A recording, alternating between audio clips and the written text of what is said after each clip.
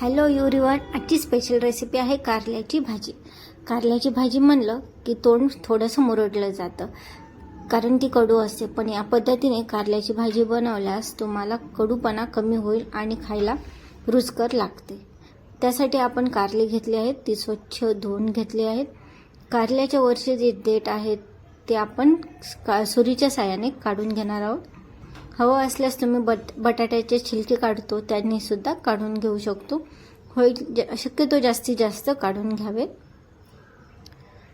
कारल्याचा मागचा भाग आणि पुढचा भाग काढून घ्यावा आणि कारल्याचे छोटे छोटे भाग करून घेऊयात. या पद्धतीने काढून आता आपण त्याच्यातल्या बिया काढणार आहोत. आपण चमच्याच्या साहाय्याने पूर्ण बिया काढून घेऊ. बिया काढल्याने कडवटपणा कमी होतो.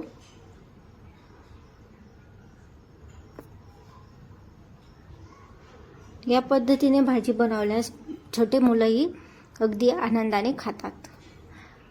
ही भाजी कडू बिलकुल लागत नाही.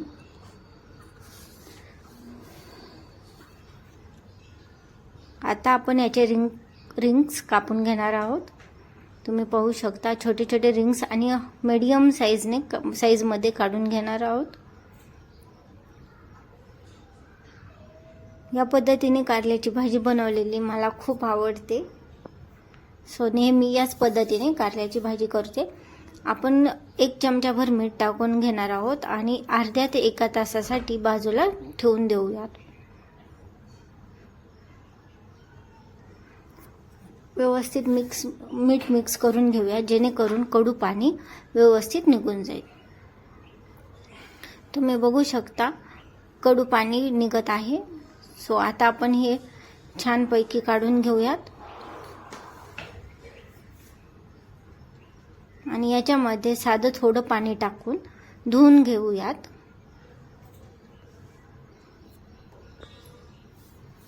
स्वच्छ धुवून घेऊया जेणेकरून कडवटपणा निघून जाईल.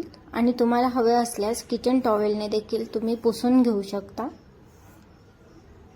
यामध्ये आपण मसाले टाकून घेऊयात. मीठ, धनेपूड, काळं तिखट, लाल तिखट, हळद आणि थोडेसे हिंग छानपैकी मिक्स करून घेऊयात. आणि यामध्ये थोडेसे बेसन आणि तांदूळाचे पीठ कोटिंगसाठी टाकून घेणार आहोत. हे मिक्स करून त्यामध्ये थोडे तेल टाकून घेऊयात.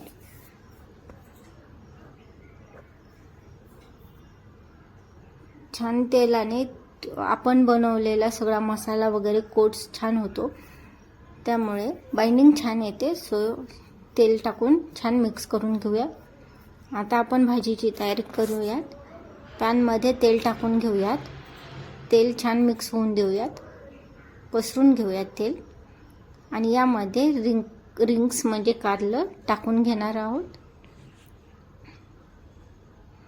आणि हे छान क्रिस्पी होईपर्यंत भाजून घेणार आहोत. तुम्हाला जर अशाच नवनवीन रेसिपीज आवडत असतील तर सोनीज फूड या चॅनलला लाईक, सबस्क्राईब आणि शेअर करायला विसरू नका.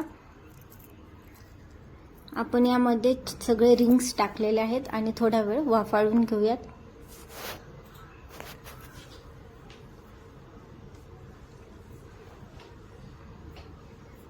आता थोडे हलवून बघूयात. क्रिस्पी होईपर्यंत याला भाजून घेणार आहोत. हलवून पुन्हा एकदा झाकून घेणार आहोत.